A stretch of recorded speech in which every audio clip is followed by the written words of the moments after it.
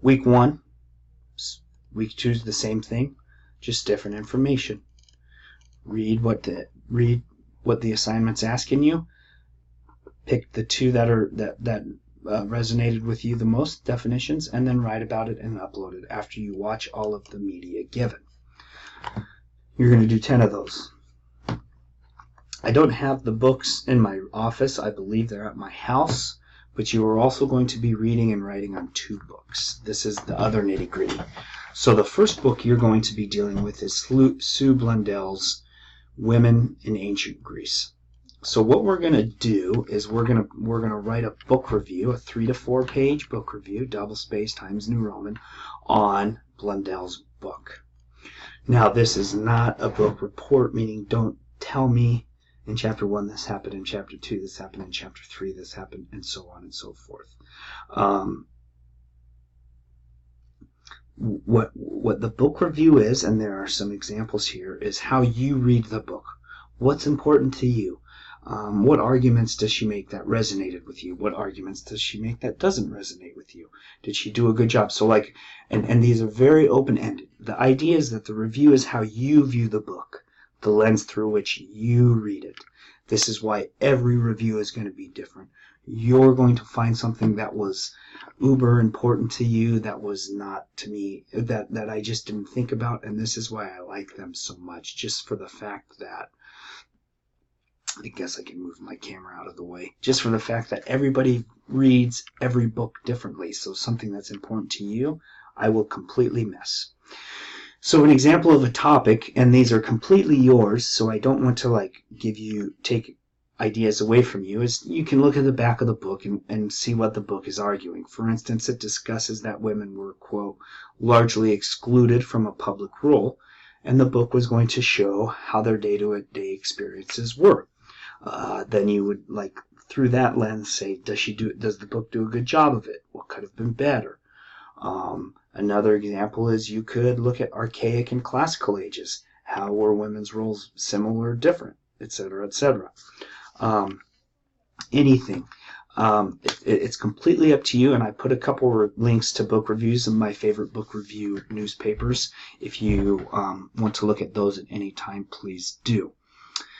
The book review is due March 8th, and you're going to turn it in right here. So there are 2 things. You're going to type out your book review. You're going to click on here. You're going to browse your computer, upload it, and submit, and I'm going to get dinged. Then, when you're done with that, or before, you're going to create a post. 2 to 3 paragraphs, John Smith. Here's what I wrote about. Here's what resonated with me.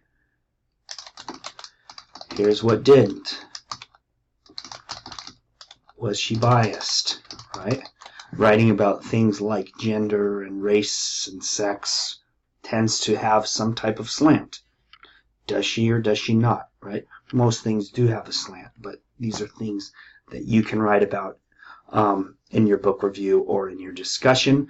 Then once you do that, you'll hit post, I'll get dinged, and then go look through 2 or 3 of your classmates and see what they wrote about too. This is kind of fun too, because then you can kind of see how people read the book differently than you or similar to you. Always fun to look at those. So that's the first book.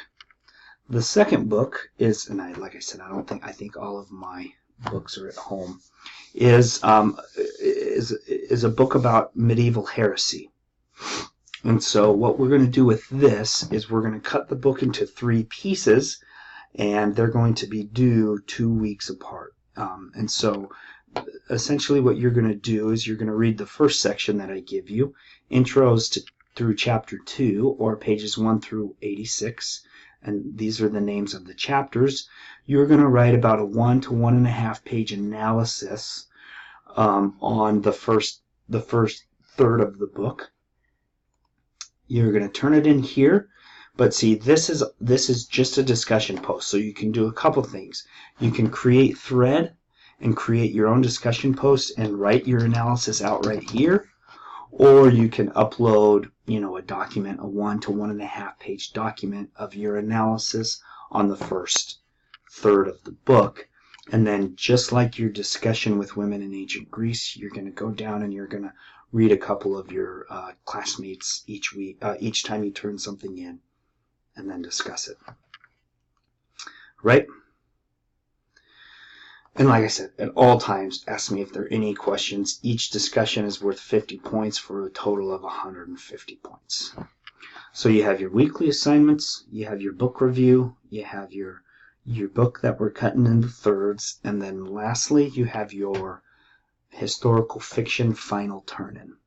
So, what's your historical fiction final?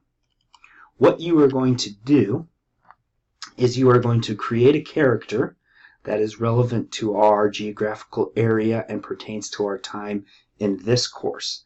So essentially you are going to start from the Western world to somewhere around Louis XIV, and you'll all know who Louis XIV is after this class. So essentially Mesopotamia to mid 1600s, give or take, right? So any Western civilization geographical time period, that's what you write on. You're going to create a character and you're going to give an idea what occurred in that person's life. So there's no set time frame on your person, so you could talk about a person from their life to death. You can talk about a day in the life of. It's completely up to you. So here's an example of someone you could create. Let's say you choose to be a sailor on Columbus's first voyage across the Atlantic Ocean. This is just a fictional person that you've created. But, excuse me, I'm a little sick. Some of the things you could write about is, how did you get on board? What conversations would have been like? What did you deal with on the ride over as far as health concerns, water, scurvy, death, things like that? What was your role when you got there? What happened when you first met the indigenous peoples there? So on. So what you're going to do is you're going to go research these things, and then through your research you're going to create a fictional character through your research, right? It can be written in any style, whether it's purely narrative, first person, third person, with conversations, without conversations, so on. The project is yours. And like I said, there's no specific timeline, as your topic may include, like, you're a miller in 1300 France. That might your paper might be from the time he's born to the time he dies. Or your paper might be a day in the life of, right? A day in the life of Joan of Arc, right? Or someone who's close to Joan of Arc. Joan of Arc was a real person, so create a character who would have seen what happened, right? And the total paper's worth 200 points. You're going to need at least 4 sources in your paper. Wikipedia cannot be one of them. It is a good website for background, but it is not acceptable for academic work. It's also a good way to find resources at the bottom as well. Citing, you can use MLA, Chicago, or APA. It should be at the end of your, I need to change this. It should be at the end of your paper. Just make sure it's the same throughout. Important to note, just keep me through the loop, any road bumps you have, etc., and I can help you with that. I will just change this right now. So, with that being said, introduction blog. What was I going to change? Should be at the end of your paper. Introduction blog. 10 weekly assignments, book review on women in ancient Greece, the history of heresy, cut up into 3 parts, and your final historical fictional paper. Those are the things you're going to be graded on. In your syllabus here, it shows you exactly how much each of those is worth, how much percentage it is of your grade, and then lastly, your total points are going to be out of 900 points total.